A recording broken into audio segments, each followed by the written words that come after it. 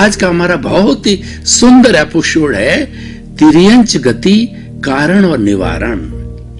भाई और बहनों, भारतीय संस्कृति में एक बात बहुत कॉमन मिलती है। सारे धार्मिक ग्रंथ, सारे धर्म गुरु, सारे धर्म प्रचारक एक ही कहते हैं कि ये जीव अज्ञान से जुड़ा हुआ रहता है तो 4 गति 84 लाख जीवा योनियों में भटकता रहता है। तो वो 4 गति कौन सी है? नरक गति, तिर्यंच गति, मनुष्य गति और देव गति। इन चारों गतियों के घूमने का कारण अज्ञान है। जब ज्ञान के द्वारा इस अज्ञान रूपी वेल्डिंग को काट दिया जाता है तो शरीर और आत्मा भिन्न भिन्न हो जाते हैं, डिटैच होते हैं हमेशा हमेशा के लिए। और ये जो शरीर है वो हमारा जो पौद्गलिक है, जड़ है, वो पंचभूतात्मक है। 5 भूतों में जाके विलीन हो जाता है। पृथ्वी पृथ्वी में, जल जल में, अग्नि अग्नि में, वायु वायु में और आकाश आकाश में। और ये जो भीतर बैठा हुआ परमात्मा है ये तो शुद्धि है, लेकिन ये कारागर में बंधा हुआ है, इसीलिए इसको अशुद्ध कहेंगे।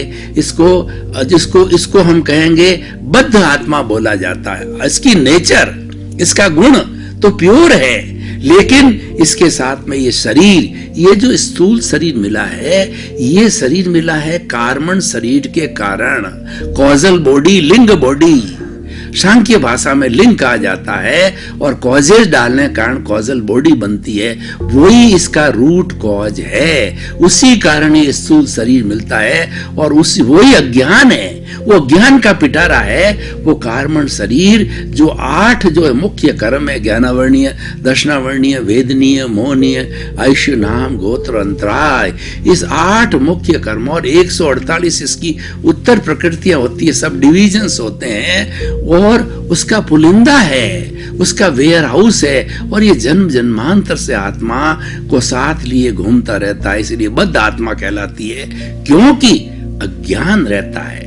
इस अज्ञान को ये पूरा जो पिटारा है वो अज्ञान है। इस अज्ञान को मिटा दो तो अज्ञान को मिटाते ही प्योरेस्ट फॉर्म में हमारी आत्मा ऑलरेडी है, तो वह सिद्ध बुद्ध मुक्त हो जाती है।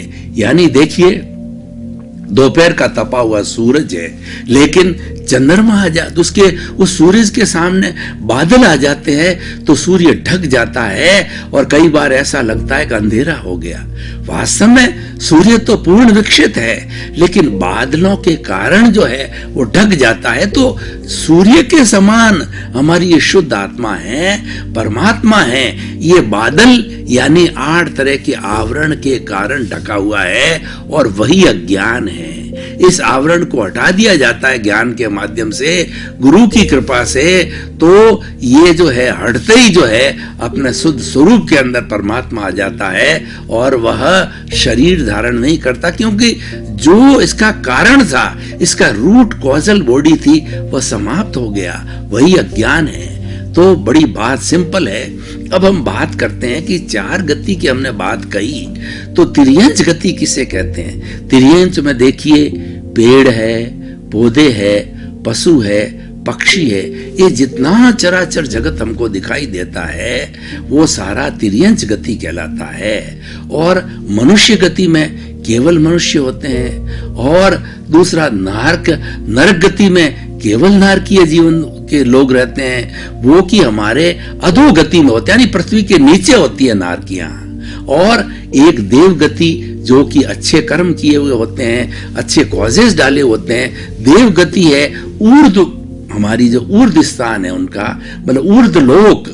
और जो नरक है वो है हमारा अधोलोक, और जिसमें हम जी रहे हैं इसमें 2 गतियां जीती है, एक तो तिर्यंच और मनुष्य गति। तो ये हमारा जो लोक है, चराचर जगत है, इसमें तिर्यंच गति और मनुष्य गति के जीव जीते हैं। मनुष्य होते हैं, बाकी सब तिर्यंच होते हैं। देखिए, ये तिर्यंच गति में मनुष्य, ये जीव भटकता भटकता घूमता घूमता क्यों आता है? तो हमारा विषय है तिर्यंच गति, कारण और निवारण।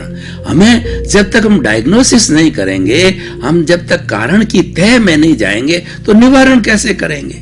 और ये सृष्टि का नियम है, कुदरत का कानून है कि हर कार्य के लिए कारण का होना आवश्यक है।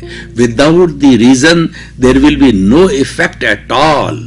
हर कार्य का कारण होता है, कार्य कारण में बदलता है और कारण कार्य में बदलता है, और इसका जिसको पर्याय बोलते हैं